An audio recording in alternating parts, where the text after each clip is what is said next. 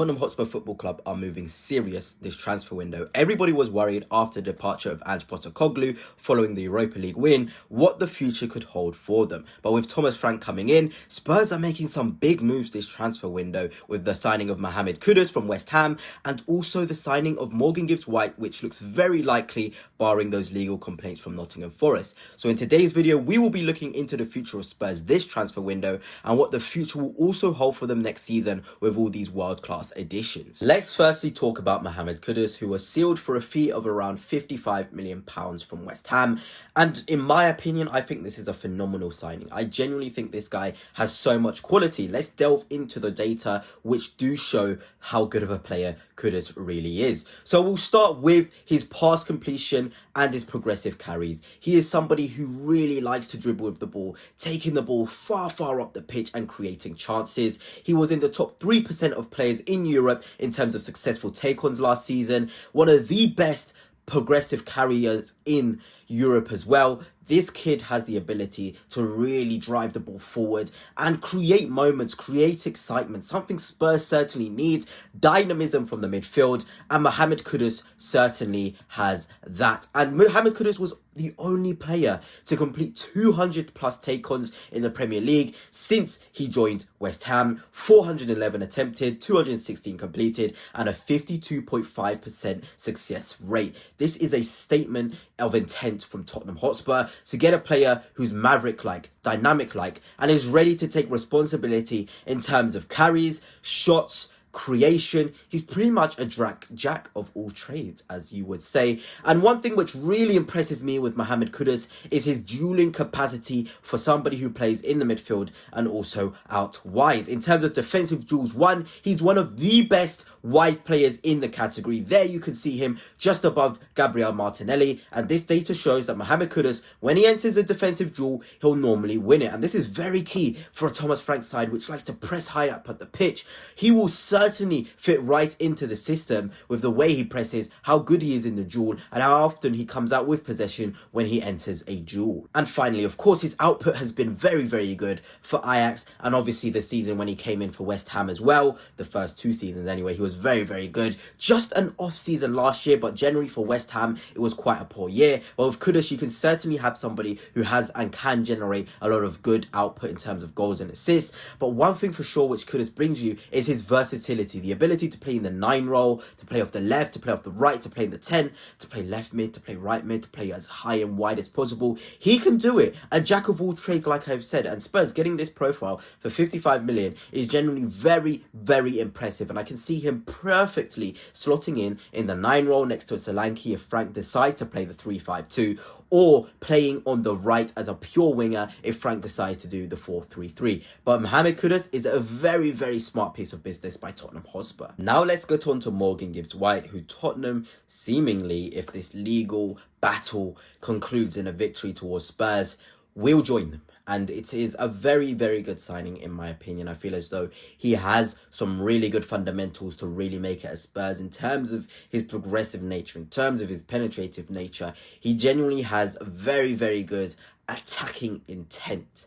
And we'll firstly look at his pure output last season in the Premier League. He got 15 GA, which goes to 7 goals and 8 assists in 34 matches. And that is very good for a Nottingham Forest side, which purely play on the counter-attack. So the opportunity to express himself on the ball in the attacking third isn't as much as he would get at Tottenham Hotspur, who play against low block, deep blocks and very defensive structures. So that's a major positive when you're looking at Gibbs-White. He also has some very impressive defensive stats as well. We know how Thomas Frank really emphasizes on defensive structure in terms of pressing, in terms of interceptions and blocks. You can already see those greens there. Progressive as well. Like I said, a progressive passer, the top 22% in the top 5 leagues, as well as the passes completed, the top 37%. There is genuinely a lot of positives towards Morgan Gibbs-White, and he is somebody who can find the final ball. You're looking at James Maddison. You can also have a Gibbs-White who plays that final ball through. In the 22-23 season, when he was quite new to the Premier League with Forest, he was ranking up there with the likes of Kevin De Bruyne, Martin Odegaard, Trent Alexander-Arnold, Harry Kane, for players who played the most accurate through balls. That is genuinely very impressive impressive for a player who plays at Nottingham Forest, who don't really have the ball as much as the players I've named at their clubs. But for sure, Morgan Gibbs-White will tick a lot of boxes, and you can imagine with him and Kudus, the attacking intent Spurs will have, the different ways that they can sort of structure their attacks, and for sure the dynamism as well. Players who force the issue and genuinely move mid-blocks, low blocks, defensive structures around. It is very, very exciting for Spurs. And if you thought Tottenham Hotspur were done there, they are actually weighing up a move for Adam Wharton to bolster the defensive side of their midfield. And I am a massive, massive fan of this guy. I feel like he's one of the best under 23 midfielders in the world, and his rise to the top has been very impressive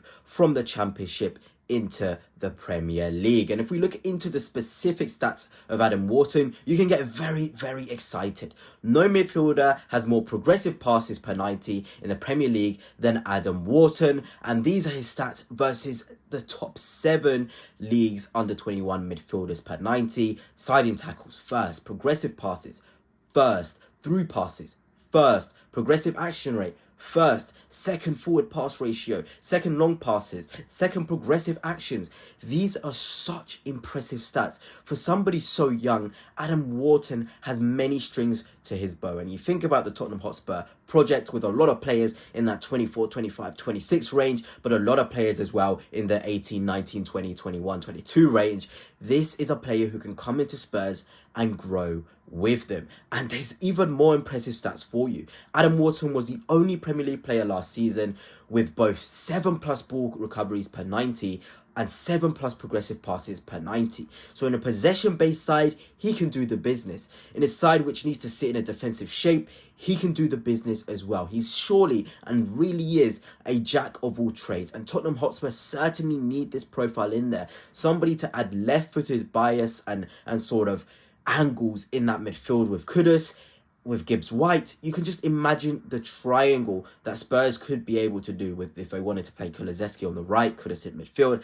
Adam Wharton opens so many gates and doors for Tottenham Hotspur in different game states and different opponents and their way of playing. I genuinely believe this guy is an absolute beast. And if we're looking at his really impressive performance, this is a 30-minute cameo on his England debut, and you're just looking at that. That is what Adam Wharton's all about. 36 passes completed, 100% pass accuracy, 2 chances created, 5 passes into the final third. In just 30 minutes on your England debut, no nerves. He's a player who's ready to come in and make an impact. And Tottenham Hotspur are needing those players who can do that, but are also at the younger end of their career. And there's no better in the defensive midfield than Adam Wharton in terms of that. And now when you're looking at Tottenham Hotspur and their potential lineup for next season, you generally get very, very excited. And you think about the squad depth, the likes of Maddison, Kulusevski, and Son and Tel, and the players who aren't going to be mentioned in this draft of a lineup, and you sort of think, wow, Spurs can really go gun-ho in many competitions.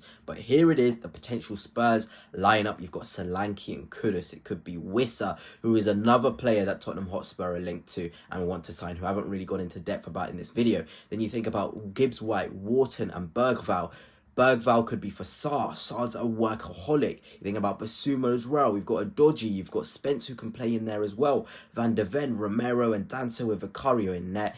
Tottenham Hotspur genuinely have a pretty strong squad, and I'd put them right up there to finish in the top 4 and maybe, just maybe, even mount a little bit of a title charge at the start of the season, which would be very impressive considering where they finished last season and the fact that they're set to juggle Champions League football as well. I think if you're a Tottenham fan, you should feel very, very excited for next season.